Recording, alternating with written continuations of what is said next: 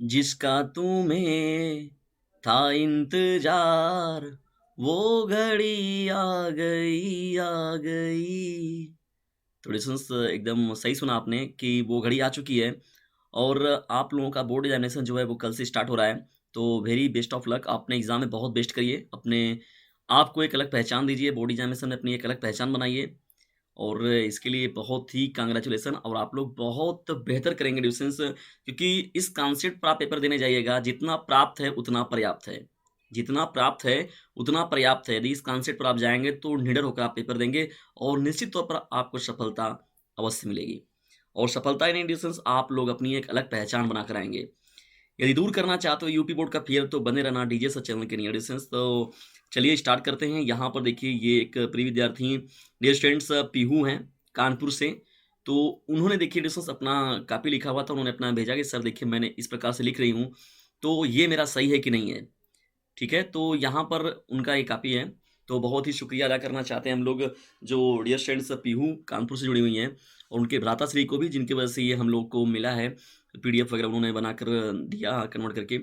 तो बहुत ज़्यादा आप लोगों का डिस्टेंस ये देखिए डीजे चैनल का मतलब क्या हो सदस्यता अगर आप ले लिए हैं तो आप भी इसके सदस्य देखिए ये एक विद्यार्थी हैं जो कि कल आपके बोर्ड एग्जामिनेशन में बैठने वाली हैं और उनका ये कॉपी है एडिशन देखिए कितना खूबसूरत तरीके से उन्होंने कॉपी लिखा हुआ है एग्जामिनर को निश्चित तौर पर ये प्रभावित अवश्य करेंगी। इसी तरीके से आप लोगों को भी लिखना है, ठीक है? ये कॉपी बहुत अच्छा है, बहुत बेहतर तरीके से लिखा गया है। चलिए इस पर हम लोग डिस्कस करते हैं आप लोगों के साथ। तो यहाँ पर देखिए आप लोगों को बोर्ड एग्जामिनेशन में कॉपी लिखना कैसे है, तो इन पर बातें किया जाए। देखिए खंड का आप लोगों को मिलेगा डिस्टेंस पेपर आप लोगों ने देखा है, किसी भी पेपर को आप लोग देखेंगे तो उसमें खंड का पहले मिलेगा आप लोगों को, जिसमें कि आप लोगों को बहुविकल्पी प्रश्न मिलेंगे। 5 आप लोगों को गद्य से मिलेंगे, 5 आपको काव्य से मिलेंगे। तो डिस्टेंस देखिए यहाँ पर पीहू ने देखिए क्या किया, प्रश्न उत्तर पहला लिखा है यहाँ पर, ठीक है? और यहाँ पर बहुत ज़्यादा अगर आप खूबसूरत इसको बनाना चाहते हैं तो बहुत कर सकते हैं, इसमें उत्तर लिख दीजिए। क्या लिख दीजिए डिस्टेंस? उत्तर लिख दीजिए, ठीक है? या तो ऐसे या तो पूरा कंप्लीट करके पूरा जो उत्तर लिखा जाता है, यहाँ पर आप उत्तर लिख सकते हैं। इसके अलावा और इसमें कोई दोष नहीं है। तो इसमें देखिए प्रश्नोत्तर पहले का देखिए क का जो है बी ऑप्शन देखिए यहाँ पर उन्होंने सही लगाया हुआ है। तो परीक्षा गुरु सी जो है नाबादास इन्होंने जो भी सेट लगाया होगा, किया होगा। डॉक्टर नागेंद्र हो गए, स्कंदगुप्त हो गए, ठीक है? रामचंद्र शुक्ल जी हो गए। तो इसी तरीके से आप लोगों को भी कल के पेपर में करना है, चाहे सुबह का पेपर हो या तो शाम का शिफ्ट हो, तो जैसे भी आप लोग को मिलेगा तो इसी तरीके से आप लोग को अपने पेपर में लिखना है। देखिए जब खंड प्रश्नोत्तर सेकंड में हम लोग बढ़ते हैं तो देखिए यहाँ पर भी इसी प्रकार से लिखा गया है ना, प्रश्नोत्तर सेकंड में ये काव्य वाला पूरा आप लोगों का है। तो काव्य का भी इसी तरीके से आप लोगों को क्या करना है ऐसे ही चिन्हित करना है, ठीक है? तो जैसे यहाँ पर देखिए पीहू ने किया हुआ है। तो कुलपति मिश्र देखिए हो गए, ग्वाल हो गए, केशव हो गए, तो जो भी राइट आंसर था इस प्रकार से लिखा गया। अब जब बढ़ते हैं हम लोग यहाँ पर देखिए प्रश्नोत्तर 3 की ओर, प्रश्नोत्तर 3 की ओर देखिए जब बढ़ रहे हैं हम लोग यहाँ पर प्रश्नोत्तर 3 की ओर। तो प्रश्नोत्तर 3 में देखिए उन्होंने क्या किया है, किस तरीके से देखिए लिखा संकेत को पहले देखिए उन्होंने बताया हुआ है कि किस मैं पैरा को लिख रही हूँ या किस में मैं पैरा को बताना चाह रही हूँ। तो ये डिस्टेंस जो कानपुर से छात्रा है तो उन्होंने देखिए कितना बेहतर तरीके से लिखा है इस कॉपी को। संकेत उन्होंने देखिए क्या दिखा कि पृथ्वी और आकाश रीता न रहे और उत्तर श्रृंखला को उन्होंने देखिए लिखा हुआ है यहाँ पर और पहला यहाँ पर देखिए इनका जो प्रश्न की श्रृंखला है, यहाँ पर थोड़ा-सा अगर खूबसूरती इसमें बढ़ाना चाहते हैं तो वही मैंने बताया कि इसमें उत्तर आप लिख दीजिए, ठीक है?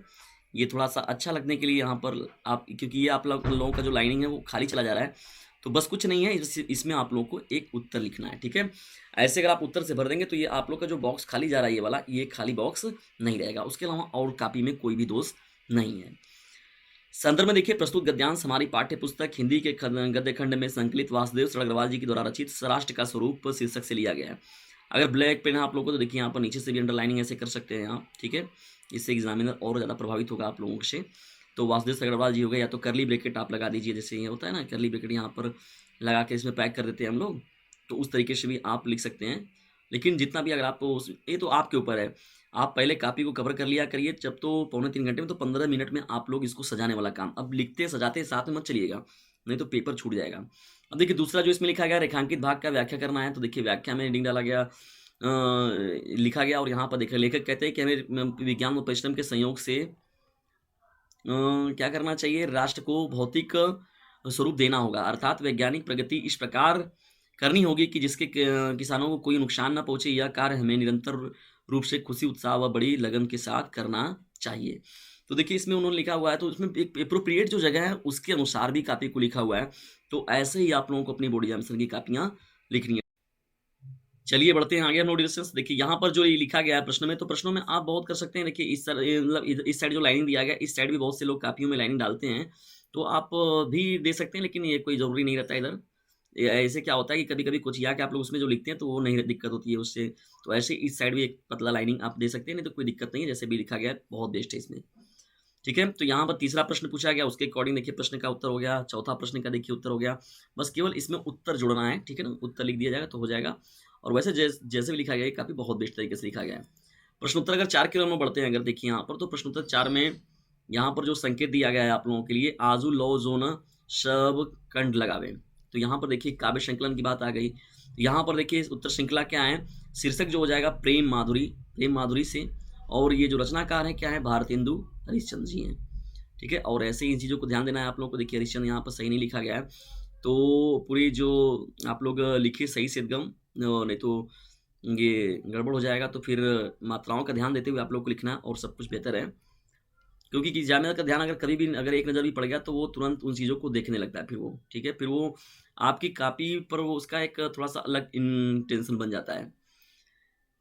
अब सेकंड देखिए इसमें जो प्रश्न पूछा गया था, प्रस्तुत पद्यांश में नायिका गोपियों का नायक श्री कृष्ण से मिलने की इच्छा का वर्णन किया गया है। यानी गोपियाँ जो हैं वो उद्धव से कह रही हैं श्री कृष्ण से मिलने की बातों की इच्छा वो ज़ाहिर कर रही हैं। और देखिए तीसरा जो व्याख्यान वाला जो प्रश्न है कि जो रेखांकित भाग है उसका व्याख्या करना है। तो गोपियाँ जो नायिका हैं श्री कृष्ण को संबोधित करते हुए कहती हैं कि हम आपको कोई उलाहना नहीं दे रहे हैं। हम भाग्य में आपकी बिछुड़ना लिखा था वो हम सहन कर रहे हैं। तात्पर्य है कि श्री कृष्ण के वियोग में दुखी गोपियाँ श्री कृष्ण से दूर चले जाने को अपने भाग्य का ये समझ रही है कि हाँ मेरे भाग्य में ये बात थी, तब हमें ऐसा मिला हुआ है। चौथा देखिए जो प्रश्न पूछा गया इसमें, तो प्रस्तुत क्या हो जाएगा डिस्टेंस यहाँ पर, प्रस्तुत पद्यांश में गोपियों की श्री कृष्ण से मिलने की इच्छा व्यक्त कर रही हैं। क्या कर रही हैं?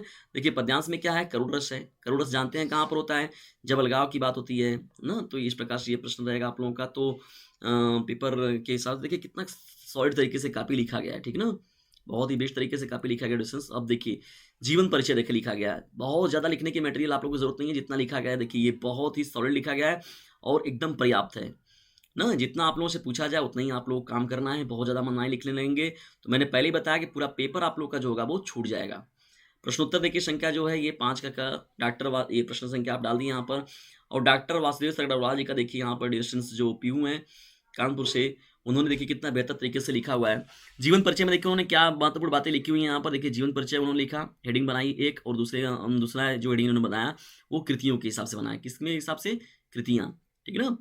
तो डॉक्टर वासुदेव अग्रवाल जी का जो जन्म था 1904 ईस्वी को मेरठ जिले के खेड़ा नामक ग्राम में हुआ था। काशी हिंदू विश्वविद्यालय से स्नातक की शिक्षा प्राप्त की। देखिए जगह जगह पर जो है, अगर ये आप अंडरलाइनिंग भी अगर कर देते हैं तब भी एक अलग से इंटेंशन बनता है एग्जामिनर के ऊपर, ठीक है ना। 1967 में क्या हुआ, हिंदी साहित्य के इसकी विभूति का निधन हो गया। तो ऐसे ही आप अगर अंडरलाइनिंग कर देते हैं, अंडरलाइनिंग का काम आप लास्ट में करिएगा, ठीक है, लास्ट में रखे रहिएगा। 10 से 15 मिनट का समय इस प्रकार से पेपर को कवर करिएगा और कोशिश करिएगा कि आपके लास्ट पेज तक आपकी राइटिंग का जो है वो क्रम ना बिगड़े। देखिए हम लोग पहुँचे हैं यहाँ पर 5वें पेज की ओर, लेकिन अभी तक राइटिंग का जो है वो एक ही पैटर्न पर पूरा लिखा जा रहा है, एक ही पैटर्न पर पूरी राइटिंग देखने को मिल रही है। राइटिंग में देखिए नंबर नहीं मिलता है, लेकिन राइटिंग अगर खराब राइटिंग बढ़िया आती है तो नंबर नहीं मिलता है। ये नहीं कि बहुत ज़्यादा नंबर आप लोग राइटिंग है पूरा का पूरा टॉप करा देंगे लोग, नहीं। लेकिन हाँ, अगर नंबर, अगर आपने राइटिंग खराब लिखा है तो निश्चित तौर पर आपका नंबर कटेगा। कृतियाँ देखिए यहाँ पर लिखा गया, काव्य कृति हो गया, निबंध संग्रह की बात हो गई, ठीक है ना। इसमें संग्रह में अगर देखा जाए तो और भी कृतियाँ देखिए, शोध कार्य उन्होंने क्या किया, संपादन कार्य में उन्होंने देखिए क्या काम किया ना। तो इस तरीके से देखिए यहाँ पर डिस्टेंस हो जाएगा। और ये मात्राओं का ध्यान देना ज़रूरी है, हमेशा मात्राओं का ध्यान देते हुए लिखना है आप लोग को। प्रश्न संख्या 5वें का देखिए ख लिखा गया, उसमें लिखा गया है भारतेंदु हरिश्चंद्र जी का। भारतेंदु हरिश्चंद्र जी का जीवन परिचय देखिए यहाँ पर बातें हो रही हैं। किसके बारे में? भारतेंदु हरिश्चंद्र जी के बारे में। तो इस तरीके से देखिए इसमें भी आप लोगों को जितना भी काम था वो उसी प्रकार से देखिए इसमें भी किया गया है। जीवन परिचय दिया गया है, हेडिंग एक, ठीक है। और जितना लिखा गया इसमें ये एकदम पर्याप्त है, एकदम बेस्ट तरीके से लिखा गया है। भारतेंदु हरिश्चंद्र जी के जन्म जो है वो 1800 कब हुआ था?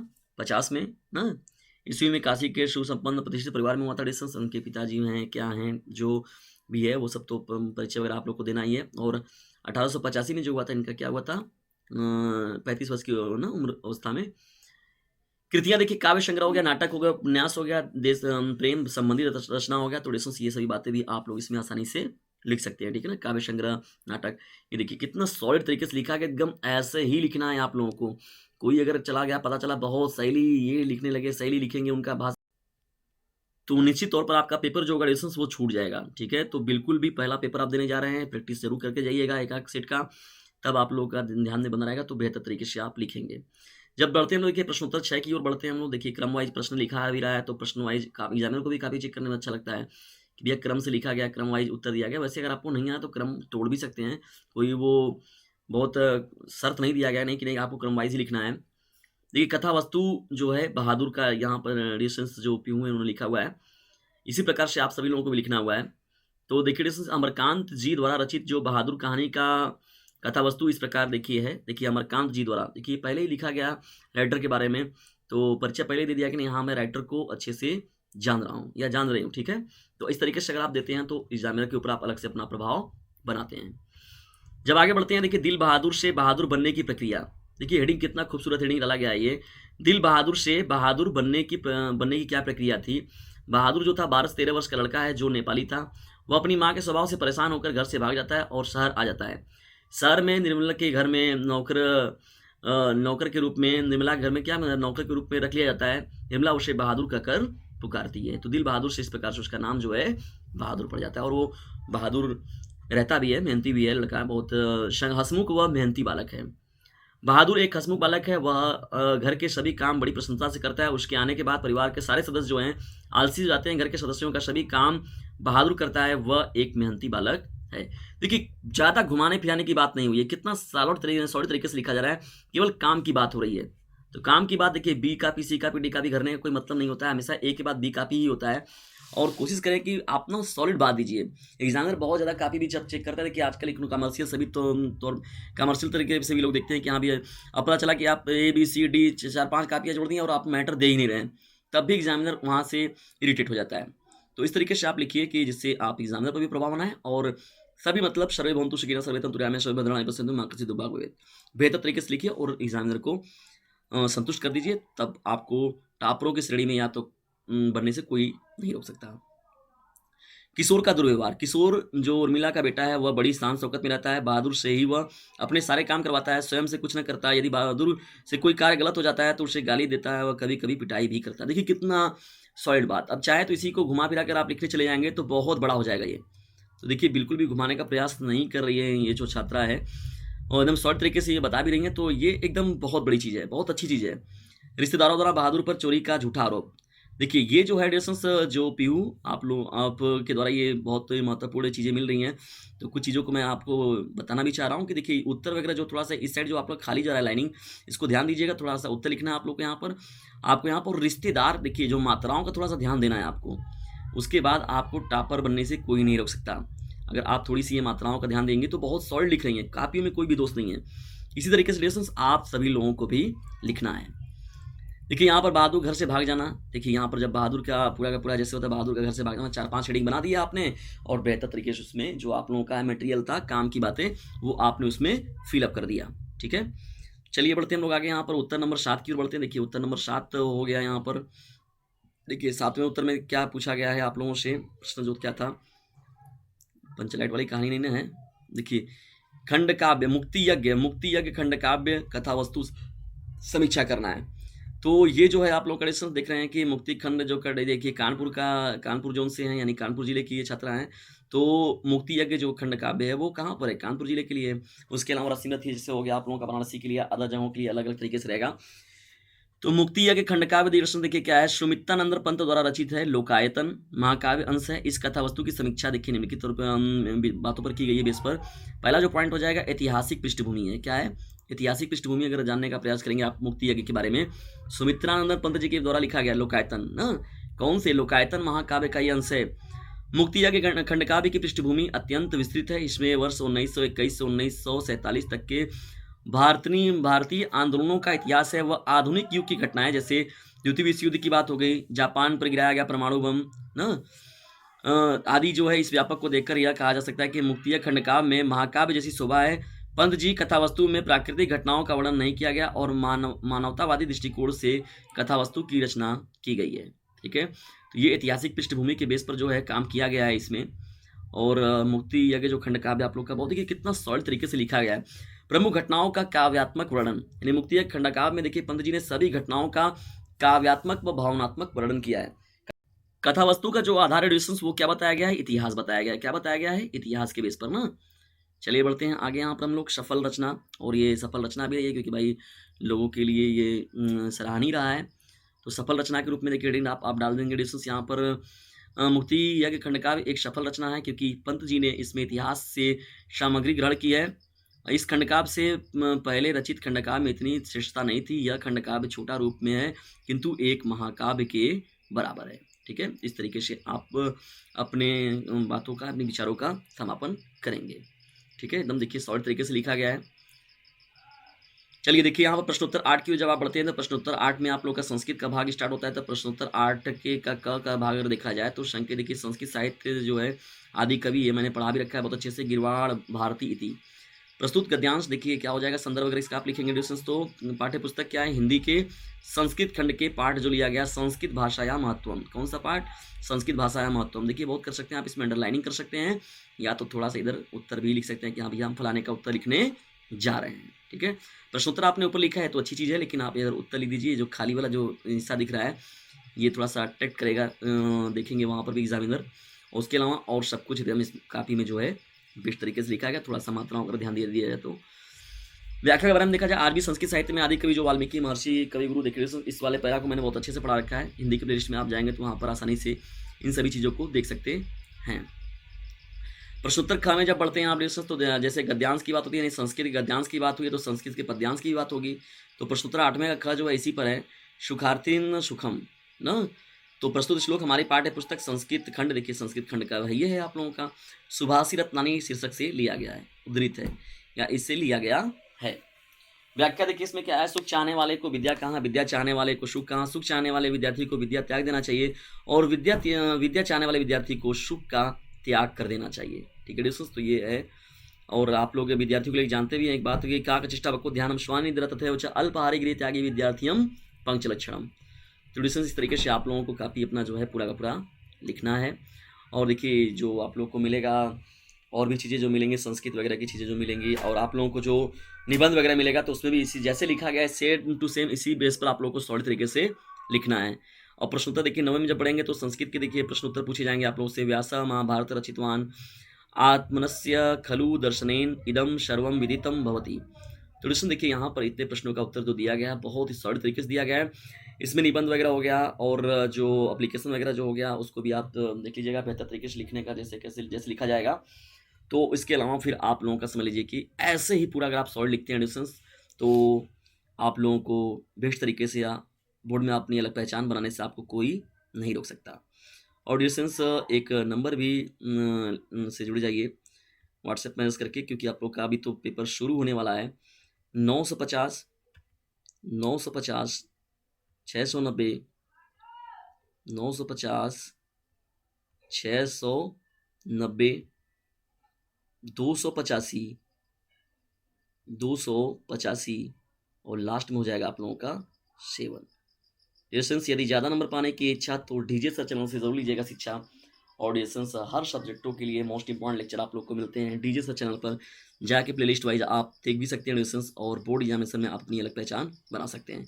जो ये नंबर दिया गया आप लोग इस पर नंबर पर जाके व्हाट्सएप मैसेज भी कर सकते हैं। और डिस्टेंस एक बार फिर से जो डीजे सर चैनल है और इसके जो सदस्य हैं वो सभी लोग जो हैं धन्यवाद करते हैं। जो पीहू हैं कानपुर से जो छात्रा जुड़ी हुई हैं, best of luck dear students, आपने एग्जाम में बेहतर करिए, क्योंकि आपकी वजह से यहाँ पर सभी लोग बहुत से विद्यार्थियों को सुझाव मिला है, उनको एक मार्गदर्शन मिला है, और जिसके थ्रू मुझे काफ़ी आपका बहुत बेहतर तरीके से लगा, अच्छा लगा। तो मुझे लगा कि इस कापी पर एक बार डिस्कस कर लेना चाहिए।